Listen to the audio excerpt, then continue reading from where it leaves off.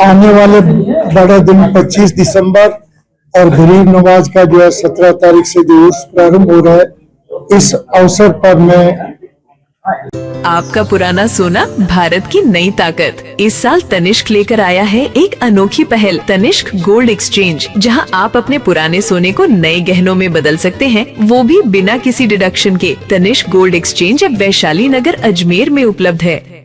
आने वाले बड़ा दिन 25 दिसंबर और गरीब नवाज का जो है 17 तारीख से जो उर्स प्रारंभ हो रहा है, इस अवसर पर मैं मेरी अंतरात्मा से भगवान से प्रार्थना करता हूँ कि जो अजमेर डेयरी पे इनकी कृपा बनी रहे।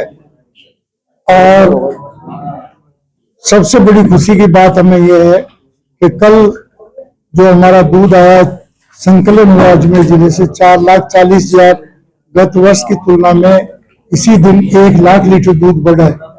और इसका बढ़ने का प्रमुख कारण यह है कि हमने 21 नवंबर से दूध के भाव 10 रुपए फेट कर दिए।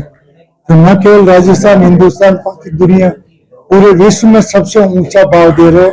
पशुपालक जो है बहुत परेशानी से गुजरे थे जब अतिवृष्टि हुई थी अभी 4 महीने तक, तब जो पशुओं के चारा नहीं था, फसलें खराब हो गई। ऐसी विकट स्थिति में पशुपालक हमारे साथ हैं, तो उनको पशुपालकों को प्रोत्साहित करने के लिए और बैंक वालों से भी हमने कह दिया, आप दिल खोल के गांव वालों को लोन दो पशु लाने के लिए, और दिल खोल के लोन दोगे तो उसकी गारंटी अजमेर डेयरी लेती। पशुपालक, हर पशुपालक आपका समय पे लोन चुकाएगा और पशु 6-8 महीने में उसका खर्चा बेटा हो जाएगा। तो ऐसी ये महत्वपूर्ण हमारी जो उपलब्धि थी। कुछ गांव में नई दूध उत्पादक सहकारी समिति हमारी एडिशनल रजिस्ट्रार जयपुर से आई थी, उनके मुख्य अतिथि में मेरे और एमडी साहब भादुराम जी की उपस्थिति में उनको 20 गांव में समिति आज नई प्रारंभ की वापिस।